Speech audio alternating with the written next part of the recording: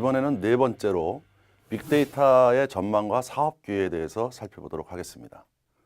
빅데이터란 기존 데이터베이스 관리 도구로는 해결할 수 없는 정도의 많은 양의 데이터를 수집하고 저장하고 관리하고 분석할 수 있는 새로운 방식의 기술이라고 볼 수가 있습니다.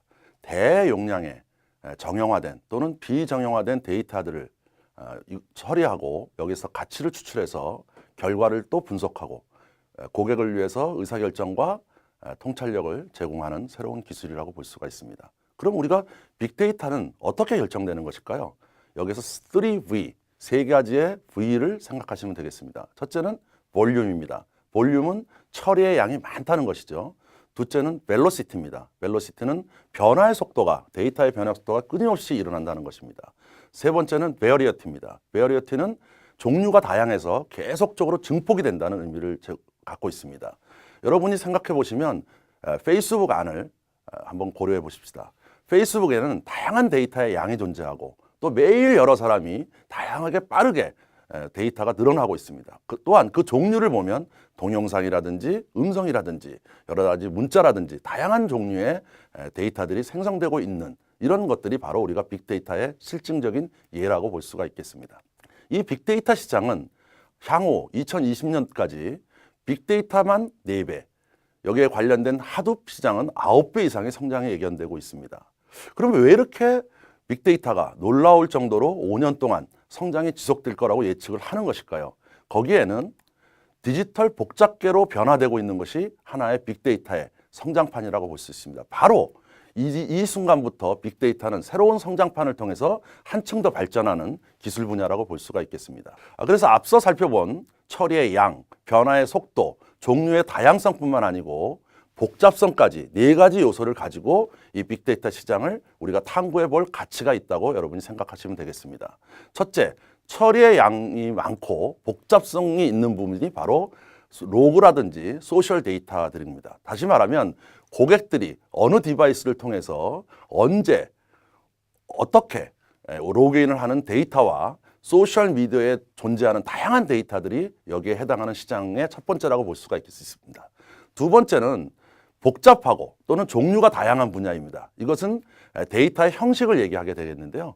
문자라든지 또는 필기한 내용이라든지 음성이라든지 동영상이라든지 이러한 다양한 형태의 컨텐츠를 어떻게 분석하고 이것을 처리할 것인지 하는 분야가 두 번째 사업 분야라고 볼 수가 있겠습니다.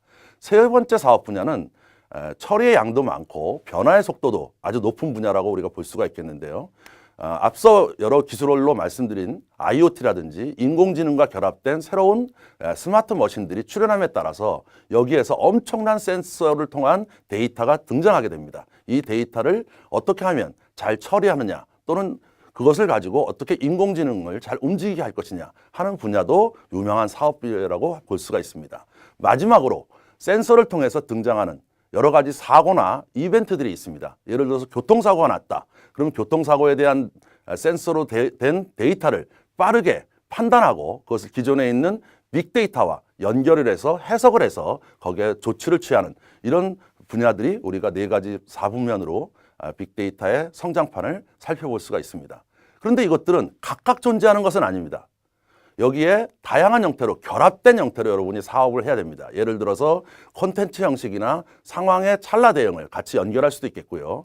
사고가 났을 때 그 IoT에 관련된 또는 스마트 머신에 관련된 부분과 연결하는 것입니다. 예를 들어서 자율자동차인 경우에 자율자동차로 인해서 사고가 났을 때 그것이 어떤 사고고 그것을 어떻게 우리가 처리할 거냐 하는 해석하는 알고리즘과 함께 행동 지침을 같이 제공하게 되면 좋은 사업의 기회로 자리 잡을 수 있다는 뜻이 되겠습니다. 자, 그러면 스타트업에 적합한 빅데이터의 사업 기회는 무엇이 있을까요? 5가지를 여러분과 함께 살펴보도록 하겠습니다. 첫째는 시장 고객에 대한 데이터 분석입니다. 이 분야는 굉장히 유망한 분야 중에 하나인데요. 특히 유통사업자라든지 아니면 온라인 커머스 사업자들은 이 분야를 아주 필요로 하고 있는 사업 분야가 되겠습니다. 시장 고객의 행동을 분석해주고 고객이 어느 제품을 또는 어느 상품을 좋아하는가 그리고 선호 상품을 비교해주는 기능뿐만 아니고 이미 말씀드린 에코라든지 시리와 같은 것을 연동해서 개인한 서비스를 하고 거기에 관련된 고객만의 맞춤형 오퍼링을 어떻게 해줄 거냐 하는 것들이 좋은 사업 기회가 되겠고요. 두 번째는 빅데이터를 해석하는 부분입니다. 우리는 빅데이터를 분석한다고 하지 않고 해석, 다시 말하면 영어로 얘기하면 어널리시스가 아닌 애널리틱스라고 얘기를 하는데요. 그 차이는 모델에 의한 분석이 아니고 빅데이터는 거기에 대한 패턴과 행동 양식을 해석해서 그것을 가지고 새로운 제안을 해주는 이러한 어플리케이션들을 의미합니다. 그래서 이런 것들이 헬스케어라든지 보험, 제조업 또는 보안 등에서 다양한 분야로 어플리케이션들이 존재할 수 있는 사업 기회가 되겠습니다.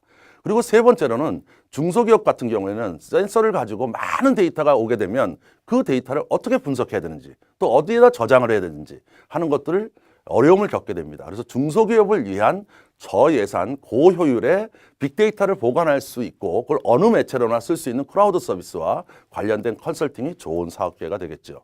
네 번째로는 IoT라든지 기타 여러 군데서 발생하는 센서를 통해서 발생하는 데이터를 수집해 줄 뿐만 아니고 거기서 존재하는 보안 침해에 대한 모니터링을 하는 서비스야말로 아주 좋은 사업 기회 중에 하나라고 볼 수가 있습니다.